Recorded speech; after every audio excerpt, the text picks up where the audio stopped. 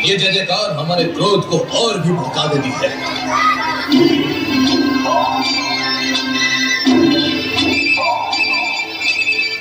नारी कितनी सुंदर, कोमलांगी, चंचल नैनों वाली, मधुर मुस्कान वाली, इसे तो प्राप्त करना चाहिए। अब मैं जगत की सबसे सुंदर नारी को अपनी महारानी बनाऊंगा और ये जितने भी देवता ऋषि मुनि है इन सबको समाप्त कर दूंगा।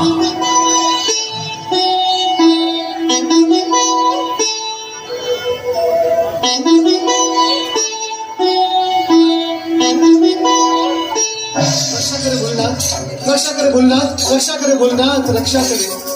क्या हुआ नारद, इतने व्यग्र क्यों रहे? ये सब आप ही की कृपा का दुष्परिणाम है भोलेनाथ। तो क्या अब हमारी कृपा से दुष्परिणाम भी होते हैं? अवश्य होते हैं, हुए हैं और हो रहे हैं भोलेनाथ। अयोग्य और दुष्ट प्राणी को यदि ऐसे पद, अधिकार और सुविधाएं दी जाएं जिसके वो योग्य ही नहीं है, तो क्या वो उसका दुरुपयोग नहीं करेगा भोलेनाथ और फिर उसके दुष्परिणाम नहीं होंगे? तुम किसके विषय में कह रहे हो नारद? आप सब जानते हुए भी भोले बनते हैं, तभी तो आपको सब भोलेनाथ कहते हैं। आप भोली भांति जानते हैं कि मैं भस्मासुर के विषय में कह रहा हूँ। तुम्हें क्या कष्ट दिया उसने? कष्ट? भोलेनाथ, वो मेरे सर पर हाथ रखने चला था। फिर तुमने क्या किया नारद? प्राण बचाकर भागने के अतिरिक्त मैं करता भी क्या माता? भोलेनाथ, मेरे प्राण तो जैसे तैसे बच गए, किंतु उस दुष्ट असुर ने मृत्यु का नंगा नाश ही आरंभ कर दिया था।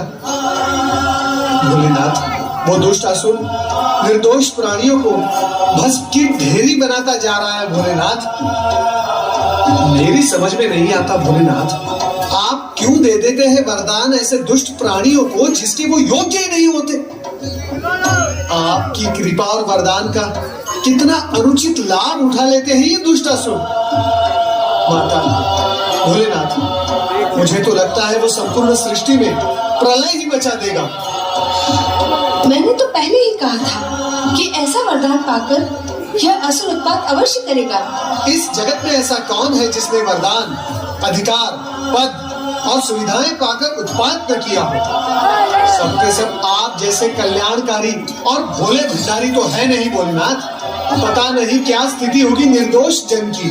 चिंता न करो नारद, हम शीघ्र ही इस अनर्थ को रोक देंगे। भस्मासुर,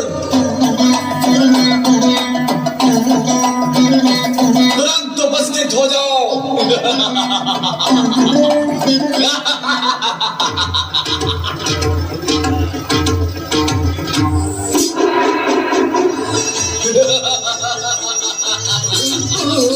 हे शिव शंकर, आपके दिए हुए वरदान का प्रयोग करके अत्यंत सुख की प्राप्ति हो रही है।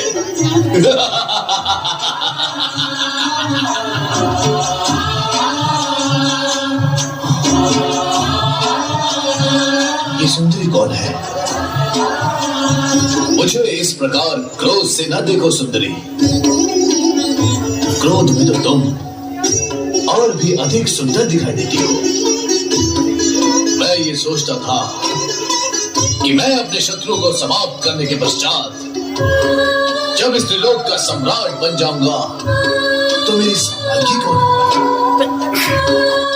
परंतु तुम्हें देखने के पश्चात प्रश्न और सोच दोनों ही समाप्त हो गए। आओ, मेरे पास आओ।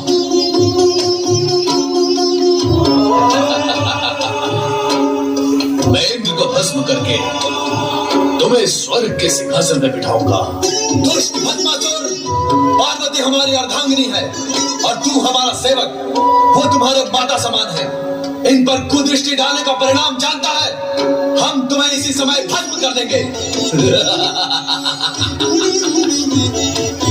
भस्म करने का काम जब तुम करते थे वो युग गया भस्मधारी। अब भस्म करने का कार्य मैं करता हूं। मैं, इससे पहले कि तुम मुझे भस्म करो, मैं ही तुम्हें भस्म करके इस सुंदरी को अपना बना लेता हूं। वही रुक जा दोष, प्रभु अपनी रक्षा करे। भाग जाओ यहाँ से, भाग जाए प्रभु।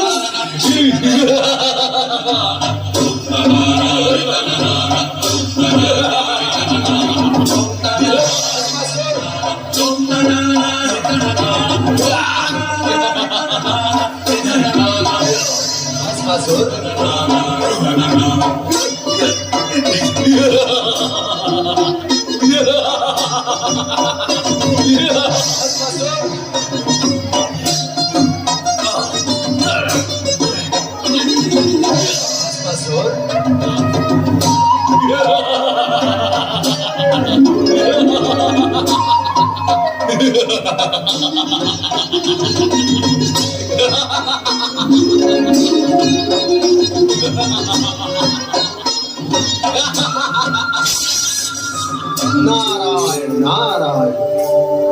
अयोग्य प्राणी को अधिक अधिकार देने का परिणाम सदा दुखदायी होता है। देवेश्वर, आप ही से वरदान पाया है और अब आप ही को भस्म करने पर तुला हुआ है ये दुष्ट प्राणी। नारायण नारायण। अब तो मुझे ही कुछ उपाय करना होगा।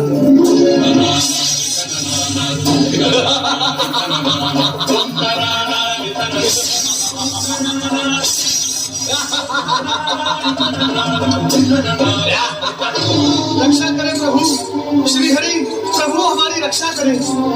नारद, तुम पर क्या संकट आ पड़ा? नारद, आज तुम्हें रक्षा की आवश्यकता कैसे आन पड़ी? तुम तो संपूर्ण जगत की रक्षा की चिंता किया करते हो। माता, चिंता तो आज भी है, किंतु जगत की नहीं, जगत पिता की। अर्थात? श्री हरि, भस्मासुर को वरदान देकर भगवान भोलेनाथ स्वयं संकट में पड़ गए हैं।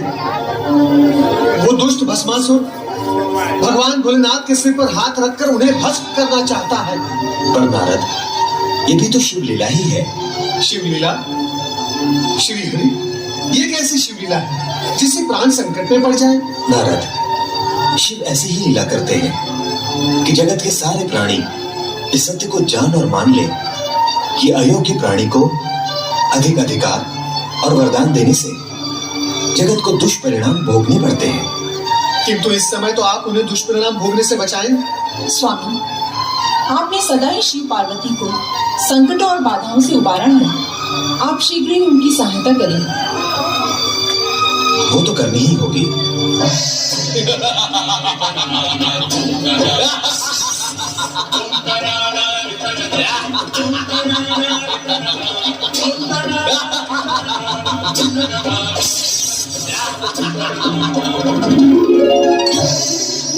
ये सब क्या हो रहा है स्वामी? कहाँ कहाँ क्या हो रहा है देवी? तीनों लोगों का स्वामी एक दुष्ट बुद्धिहीन दुराचारी असुर के सम्मुख इतना विवश, असहाय और परुषहीन हो गया है।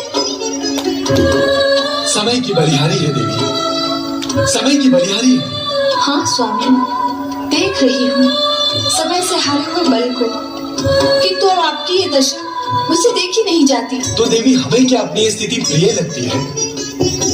हम इस अपनी स्थिति से स्वयं ऊब चुके हैं।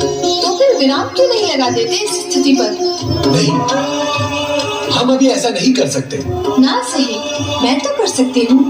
आप मुझे आज्ञा दें, मैं शक्ति रूप धारण कर उस दुष्ट भस्मासुर को एक क्षण में ही समाप्त कर दूंगी। तुम यदि ऐसा कर दोगी तो हमारे वरदान का क्या होगा जो हमने भस्मासुर को दिया है कि उसे कोई भी नहीं मार सकेगा? यदि तुम्हारे हाथों उसका वध हो जाता है तो हमारे वरदान की महिमा भी समाप्त हो जाएगी।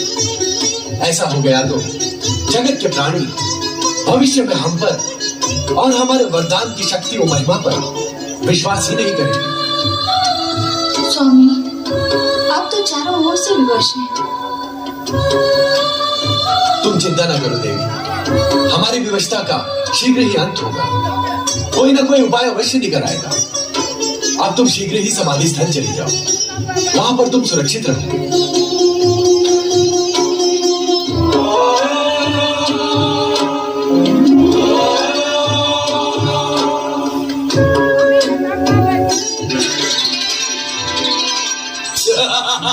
कहाँ है शिव शंकर? कहाँ है महादेव?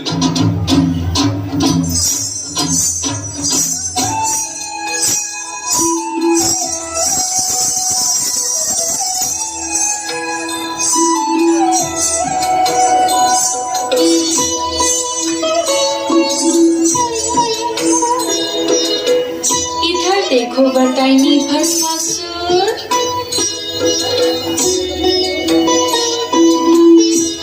ध्यान से देखो।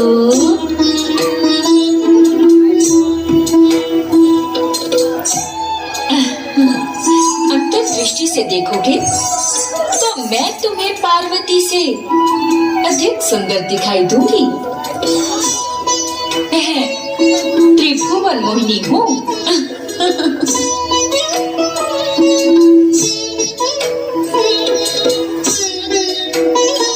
रूप और सुंदरता में मेरी बराबरी करने वाली अन्य कोई सुंदरी इस जगत में नहीं है। मुझे अपनी महारानी बनाकर जगत का सर्वोत्तम सुख भोगो भस्मासुर। मुझसे विवाह करके भस्म करने के इस झंझट से सदा के लिए मुक्त हो जाओ। तुम तो अनुपम सुंदरी हो। मैं तुमसे अवश्य विवाह करूंगा, इसी समय विवाह करूंगा। मैं भी यही चाहती हूँ और तुम भी यही चाहते हो। फिर विवाह में विलंब क्यों? विलंब तो तुम कर रही हो सुंदरी। मैं तो तुम्हें पाने के लिए आतुर हूँ। चलो विवाह करें। तनिक रुको भस्मासुर। हमारी कुलरीति ये है कि विवाह से पूर्व अपने कुल देवता के सम्मुख नृत्य गान करके उन्हें प्रसन्न करना पड़ता है। नहीं तो कुल देवता रुष्ट हो जाते हैं और विवाहित जीवन संकट में पड़ जाता है। नहीं नहीं, हमें संकट में नहीं पड़ना है।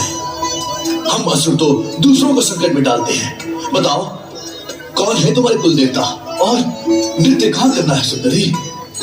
आओ।